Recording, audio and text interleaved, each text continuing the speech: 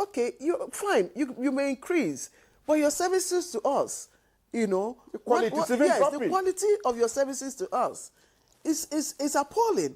It's appalling. There are charges, that unsolicited charges that you make from subscribers. What happens to that? Because you are speaking also in favor of tariff cost adjustment and cost increase based on the trending market indices.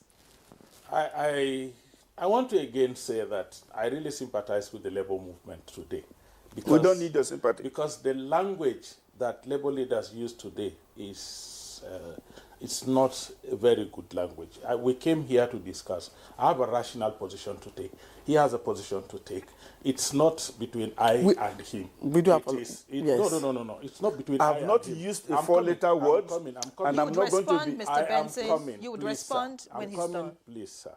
I have the language he used in addressing me was unfair, and I take exception to that. But put that aside. To say that the telecom, I'm not holding brief for the telecom. I'm being very reasonable. I am also a victim. I use telephone services, so I understand.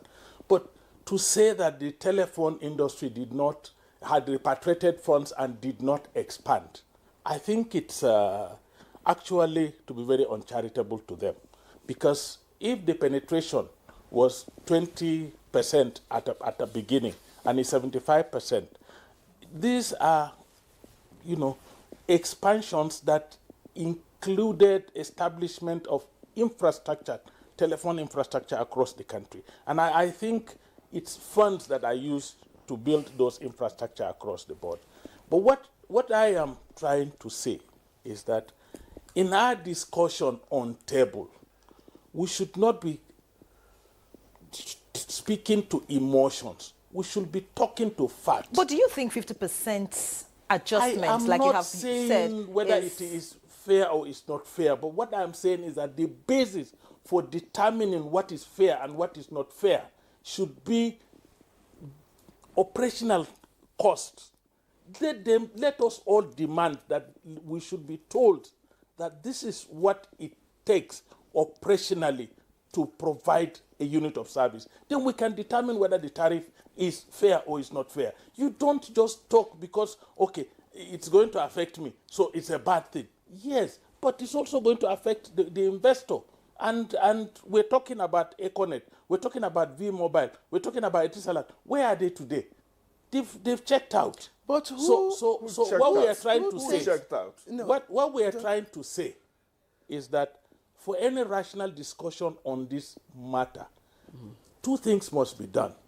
First, we must give the operators and the regulator fair hearing, not call them names. And then secondly, we must demand that what is in it for the consumer, whether you are increasing or even you are maintaining the tariff, what is in it for the consumer? All right. And these are the things that we should put on table. These are the discussions that I want us to carry out. Many thanks, Honorable Ahmed. Mr. Benson Upa, I hope you've listened to that. Yes, I want to respond. Concluding part of his statement. Yes. That we should listen to the regulator and the communications companies themselves to know. So that we can understand all of this. Yes. Do you think the NLC is right to oppose this adjustment without, a clear understanding of what it takes, for these companies to run? I tell you this. First and foremost, let me respond to his criticism of my person and the Nigerian Labour Congress.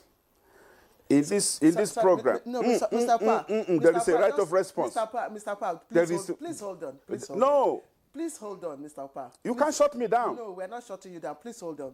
He didn't criticize your person. He said you criticize this person, and we want to leave it at that. We apologize to both. You came here as colleagues. Please, let's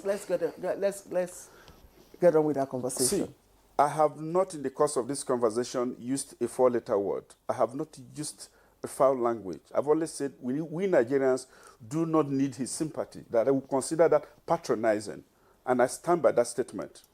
And I want to tell you that the quality of leadership of Nigerian Labour Congress has been improving in every parameter. So let us not unnecessarily try to romanticize our history or the history of Nigerian Labour Congress. Having said that, what you got to know was the notice of the protest. You and I know, oftentimes, there are processes that precede protests or strikes. Okay? So we engaged in all of that.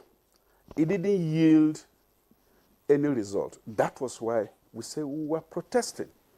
Peaceful protest. And the right to peaceful protest is available to you and I. And I tell you this is not about the Nigerian Labour Congress, it's about you and I. We are being buffeted, pommeled from all sides. You understand?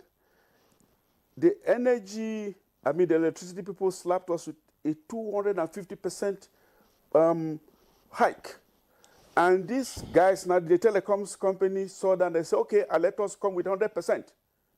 They came with that. I understand that there was a negotiated settlement between them and the regulator, agreeing 50%. Do you know who next is coming and what percentage they're coming with? The citizens of this country have every right to live in peace, to live in comfort, and not to be at the perils of the... But business-wise, I've just told you, there are fixed costs, there are running costs or whatever, operational costs and so forth. And I want to tell you that the telecom industry has been making tidy money. But some are saying that, you already mentioned at the beginning that Nigerians love to talk. Yes. If the companies say, well, they can no longer do business at the current rate and they need to up the price, which is leading to this adjustment, can't Nigerians also decide not to talk too much? Would that be a way to balance this problem? No. The issue is this. That the operator has to be reasonable. And if I'm to borrow a word from him, rational in their demand. You do not emasculate people because you are some kind of a monopoly. Okay? For goodness sake, we are not talking about 5%. We are not talking about 10%. We are talking about 50%. This will not happen in Western capitals. But, okay? It will not happen. And in any case, come to look at it. You see, jokes apart, there is a limit to which you tax a people. These are corporate taxes. There are personal taxes coming, okay? The rate we're going, we will end up being stunted. We just shrink until we disintegrate. Don't be deceived, okay? 50% tariff hike is unacceptable to us based on facts and reasons. And thank God, there is a joint technical committee now put in place by the government. NLC and government are going to look at the books. Okay? Okay? Okay, Mr. Pa, yes. we just have a few minutes left. There are those who feel that the NLC, who wonder why the NLC appeared to be selective, in some of the issues concerning its members that it responds to. I'm just wondering, could you maybe speak to that so that we understand, because there are those who allege must have to prove. As far as we are concerned, we represent our members from all the sectors equally and broadly. Okay? We do not select. We do not favor any sector or subsector. There are pensioners now. Yes. Our pensioners cannot accuse, in all honesty, let me tell you, pensioners cannot, in all honesty, accuse the Nigerian Labour Congress of looking the other way about their matter. I have. Let me tell you, I've even sat in the Joint Pensions Committee. I know what we did. Okay? So it's not true. Let me tell you, it is not true. Let me tell you something. I have had the privilege of leading pensioners to a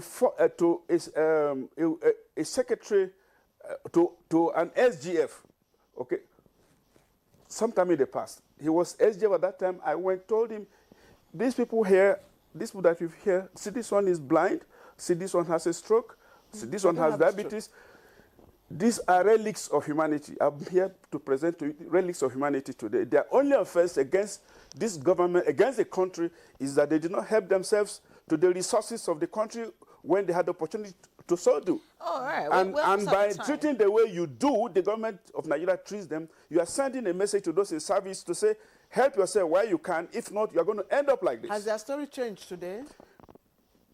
I cannot tell you if it has changed fundamentally, but I want to tell you some changes have been made. All right. Many thanks, Mr. Benson Opa. We need to round up the conversation. I'd like to hear from Honorable Ahmed Sajo.